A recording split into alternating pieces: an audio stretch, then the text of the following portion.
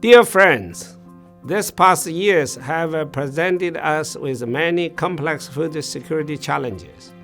We have had 3 years of a pandemic on the top of the economic downturns, conflicts and war, the climate crisis, interrupted international supply chains, increased inequalities, and rising food prices, among others.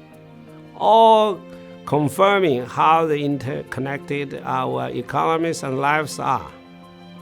Rising food prices affect all of us, but the impacts are felt the most by the vulnerable and by the countries already experiencing a food crisis. Today, 3.1 billion people around the world still cannot afford a healthy diet. Hunger continues to rise, and it's affected 828 million people in 2021, an increase of about 46 million people since 2020, and 150 million since 2019. Farming and malnutrition are leading to loss of lives and put at risk the health future for our children. Catastrophic short-term events are developing into protracted crises with overlapping challenges, which over the time are leaving an increasing number of the people behind. Now, more than ever, we need to harness the power of the solidarity and the collective action.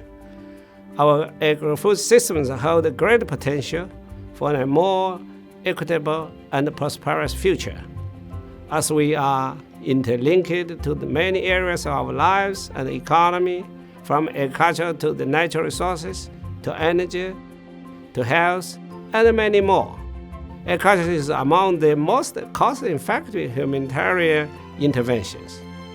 To honor our pledge to leave no one behind, it is critical that we transform our agri-food system to be more efficient, more inclusive, more resilient, and more sustainable for better production, better nutrition, a better environment, a better life for all. We need to empower the most vulnerable, including small-scale producers, by investing in global agri-food systems. This means improved access to the training, incentives, science, data, technology, and innovation so that the smallholders can be at the center of this transformation. We need to descend rural employment and services, and to end the child labor, while the fostering gender equality and supporting rural and indigenous peoples who are the custodians of much of the Earth's biodiversity. At the same time, governments needed to provide timely and well-targeted social protection programs that protect the most fragile. We need to support the countries at risk of the hunger, malnutrition, and farming, helping them to transform agri-food systems, funding humanitarian appeals, and boosting resilience. Greater priority must be given to the increasing local nutritious food production and preserving natural resources.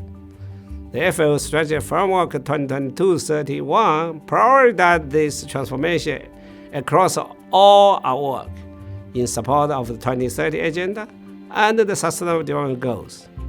The 2021 United Nations Food Systems Summit and other multilateral initiatives have initiated the dialogues and pathways, putting agri-food system transformation higher on the global agenda. FAO continues to support the implementation of the national pathways for transformation by hosting the UN Food Systems Summit follow-up coordination hub on behalf of the UN system. Dear friends, let this World Food Day be a reminder of the need to accelerate this effort and strive for a future where no one is left behind, and where everyone have access to the health and affordable food. Let us work better together to build a new era of hope for everyone, everywhere. And thank you.